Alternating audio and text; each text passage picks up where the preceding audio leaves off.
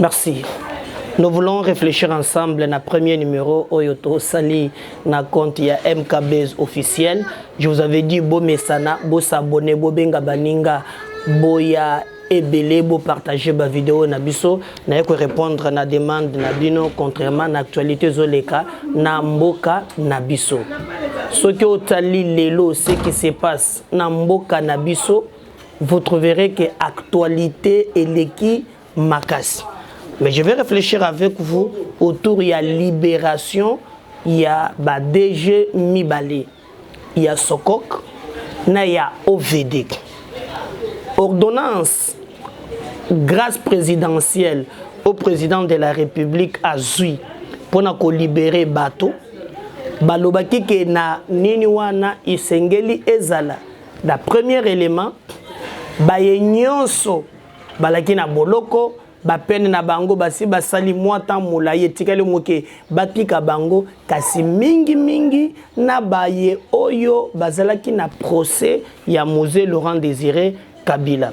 Comme vous le savez déjà, Yoro Diaboudula Ndombasi alobaka ke ba vrai criminel oyo baboma Mosée Laurent Désiré Kabila batikada ko sambate iye moko edika peine na boloko alobaki esengeli en réalité amona baye baboma Mosé Basamba parce que selon lui ba criminel ya Mosé Bazali Banda mais ba innocent nde bazalaki na prison.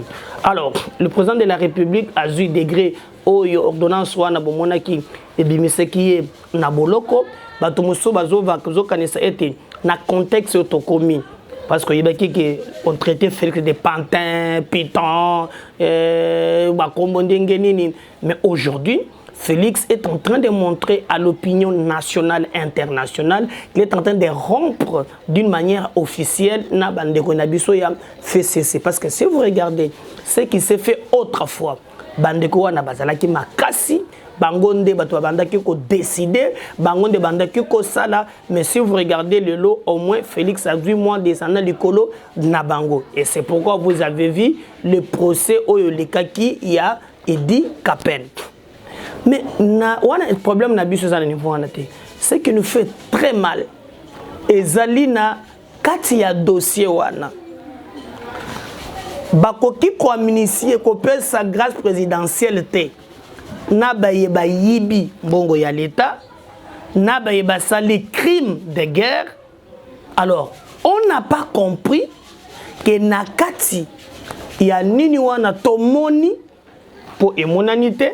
Mais il y a un document au Bissotozui où est ici clairement qu'en réalité il y a eu une grâce au Zoami pour Nabango, toko 5 c'est vérité. Mais je vais revenir pour na kotalisa. Nani asali nini? Wenga na oyo ya Sokok. Ce qui vous a procès à 100 jours, je vous avais montré que dans le cadre il y a 100 jours, il s'est passé Makambu ya Kotonga Nzela à l'est. Dans Makambu Nzela wana, il y a eu 30 km. Balengi Batonga 10 km na Goma, 20 km na Bukavu. Ba étude oyo salami. Etali samiyete. Pona Kotonga kilomètre ya Nzela. Na mbongo ya mingi koleka soki bo exagérer et ko kende de ba 1 million mais ba étude mususu etali sami ke na mboka na biso ndenge tozalaka na nyonso avec 700 000 600 000 dollars on peut avoir 1 kilomètre ya nzela ya qualité ya bien oyo eumelaka. Mais chose grave bandeko yo la plupart bazalaka na boloko na 30 km, oh et tonga maquette 10 km na Goma, 20 km, et ça qui 10 na 20, 30 km, Dieu m'a Bukavu na Goma, et ils ont construit, na ba étude de fait na ba élément tout ça la yango 30 km à 66 millions de dollars. Donc, ceux qui ont eu, ils ont construit à une Afrique 2 millions 200 000, 2 millions pour na 66 millions 600. Donc 1 km dans Zéla, 2 millions 200 000. Mais chose grave, Bakei Nabandeko ya Foner. Comme vous le savez, Foner, Bazabandeko Oyo, bazana soko tangi nini mikanda ba texte sali Foner azalaka wana te pona kotonga nzela mais aza pona ko entretenir et non pas akende komi pesa misala muso oyo yazalaki. Mais nous avons vu Foner na likambo owana basali montage moko na banque moko de la place donc babimisi mbongo oyo bango bapesaki et Foner akobanda kozwangisa mbongo wana ndambo. Bomona mutema mabe ya ba Congolais bazui 66 millions 600 pona likambo penzela wana petikali ko silate bakala mingi tende bato moneke bande ko sakenzela na ezali. Mais dans un pays où le peuple vit avec moins d'$1, dans un pays où bato bazo la maya mabulu, dans un pays où ceux qui ont les kelelo bato mosusu courant kuto la kate. Mais on détourne des millions de dollars et nous avons décrié, nous avons combattu cette histoire. Tito yo komona enfin bayoka kebiso bandeko na belaka ki à la barre. Mais nous apprenons aujourd'hui que nanu kutu basala ta inanete bazana 10 mois tala bao wana babimi libanda soki yango wana nde union sacrée ngai Médard Kolongo na kotelemela yango na kobundisa yango parce que biso to lingi ete na logique na biso to mona mbongo ya Congo et c'est là-bas congolais. Comment peut-on renverser ce paradoxe d'un pays riche d'un peuple extrêmement pauvre? Parce que nous avons une classe politique non classable qui pense que le bien de l'État est comme va bien à Bango. Et na mo ya lelo confusion eza makasi. Tantôt nous apprenons que non, ezali ministre ya électricité, ligne hydraulique, yewana soki station à l'absence il y a ministre, il y a justice, il y a mon qui est inséré bango, c'est faux et archi faux. Ce que nous demandons, responsabilité est d'abord établie. Tout le monde, ministre de la justice, a démissionné. Au début, le bateau bélier, comme il s'est là, bateau comme il Kobina, bateau comme il ganga. Mais il y a de ces gens qui ont perdu Bomoïna Bango. Bato lokola ba Rossi, ba Deshaka Pangala, ba Bilenge Owana, ba pesi Bomoïna Bango te, po ba koma mokonzi, mais ba pesa ki Bomoïna Bango comme reçoit le baki que le peuple la gagne, que le peuple la gagne toujours. Le peuple la gagne lorsqu'il y a la politique. Oh il y a politique d'une manière générale, oh il y a Bozuyamboka et Zongelaka Bayimboka. On ne peut pas accepter aujourd'hui que le gouvernement ait un clic d'amis qui protège et les criminels politiques et les criminels économiques. Nous nous y opposerons jusqu'au bout. Et nous demandons, pour notre côté de Félix, s'il pense qu'à de l'état des droits, c'est inadmissible que tout le monde a bateau base à la Libanda. Ngayi nazalaka ni na parti pris, ni na likambo mususu. Et qu'on se bisopasse. Bon, mon non seulement ministre et justice, mais nous avons vu même aussi ministre et intérieur, M. Gilbert Kankonde. Il a été rapporteur. Mais comment un homme d'État a rapporté? On ne peut pas contrôler le gouverneur pendant 2 ans. Je ne comprends absolument rien.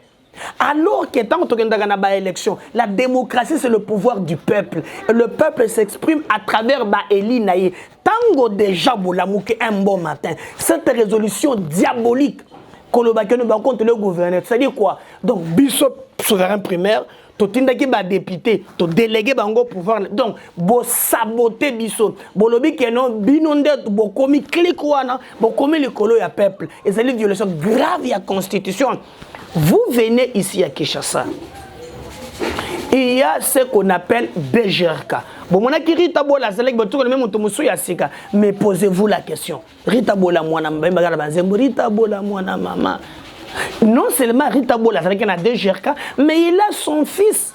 Il y a un hologramme qui s'appelle aussi Émile Bola. Ceux qui ont une réduction des comptes au quota là que non mbongo c'est hologramme va imprimer des valeurs mais cet argent n'est pas répertorié. Tango toutiaki pression oh non mais on nous dit ici que non, au nom de l'union sacrée, au nom et consort, on ne peut pas tuer ce gouverneur. Ngobila est venu ici nous dire que non, dans un projet qui ne beau pas. Il a distribué d'argent des quinoa comme des cacahuètes. 240 000 $ à PC du Kouboui. Après, il a permis. Aujourd'hui, on ne parle pas de quinoa. C'est inadmissible. Nous pensons à notre niveau que cette histoire doit être claire, et la mise au clair. Tout le monde a vraiment en réalité. Nani a constaté une école parce que comme on peut se Sony et on peut se Mawa, tout le monde a le DDG. Mais c'est le président de la République. Nous ne tergiverserons jamais sur ces points. Nous n'accepterons jamais que des criminels économiques détourner Misolo Yamboka comme bénéficie. Alors, il y a même Bandeko ya IDPS. O bakangami bazalaka nandolo. Nini yaka moina sapu. Mais bozo le bela bangote. Telo bazakuna. Mais c'est juste à moni bangote. Nous avons vu, même Bandeko Moussousou, Bakangami Kuna, Pona Kaka, opinion Kaka. Par exemple, Barnabé Milingo Winimane. Albert Koliamboum. Nous avons vu. Mais comment le ministre de la Justice, à cause de ce ordre, quand on a le contrôle le gouverneur, non. L'union sacrée est ce conglomérat des opportunistes, d'amis autour de quelques petits calculs politiciens, mais l'union sacrée, et il y a pour les erreurs. Oh, tu as fait cesser, Yango. Sinon pas, nous, vous nous savez très bien, Awa, toi, Ménaja Kamoutoute, tout celui qui prend la décision de combattre la République, il est notre ennemi et nous devons le combattre jusqu'au bout. Parce que jusqu'aujourd'hui, ce qui se passe aux hommes, il y a des collectivités. Et nous attendons de communiquer. Tout le monde attend, par exemple, IDPS, condamner ça. C'est inadmissible. Et ça entorse même lutte contre la corruption. Boyebi Bandekonangaï. Ce qui a fait que Kabila a échoué lamentablement, c'est lorsqu'il a commis ça qui va collaborer avec ses camarades. Il nomme Luzolo Bambi pour la blanchiment de lutte contre la corruption. Luzolo lui dit, Monsieur le Président de la République, je suis avec moi un montant, il y a 15 milliards au détourner chaque année. Et quand Matata vient, Matata dit clairement que cette histoire, il appelle ça en français, collage de recettes. Mais vous savez qu'il n'y a jamais eu même pas un semblant de procès. Et c'est ce qui a fait que les acteurs, on est dans un pays, s'enrichir en toute impunité, le peuple ne profite absolument de l'autre côté. Et si aujourd'hui nous commençons à saluer l'élite contre Makambouane, et en contrepartie, les gens des caméras diront que non, c'est qui s'est fait Wana, alors que Tolanda qui n'a procès des centaines de millions de dollars détournés aux yeux au vu de tout le monde. Ces procès, on est sur la réserve, il y a République, réserve d'échange, c'est diabolique, c'est satanique. Et nous vous disons que nous voulons voir clair sur ce dossier. Toko Zongela Yango avec plus beaucoup de détails. Le numéro ya lobby, n'a rien à document. Je vais vous montrer pièce contre pièce ce qui s'est passé. Mais pour le reste, nous vous disons, ce qui s'est fait, nous condamnons ça. Nous ne voulons pas que le même système qu'on a décrié avec nos amis du FCC et que ce système est Zongelabiso Lissos. Voilà. Donc nous reviendrons au lobby avec beaucoup de détails. Surtout dans Nabisubino, abonnez-vous maintenant massivement. Parce que m'appelle Nabino, même lobby m'appelle président na Limwakimwa Mouké. Maintenant na Zongelebino avec tous les détails. Abonnez-vous massivement au mon chaîne Nabisou, c'est simple, au bêti MKBase officiel, au s'abonner, au bengipe baninga s'abonner, mais surtout partagez nos vidéos, likez yango et coupez ce courage de vous servir. Mais nous vous promettons maintenant de Zongelebino avec détermination, avec force pour servir la République ici. Rien que la vérité sans complaisance ni faux friand. Dieu garde le Congo. À la prochaine numéro. Bye.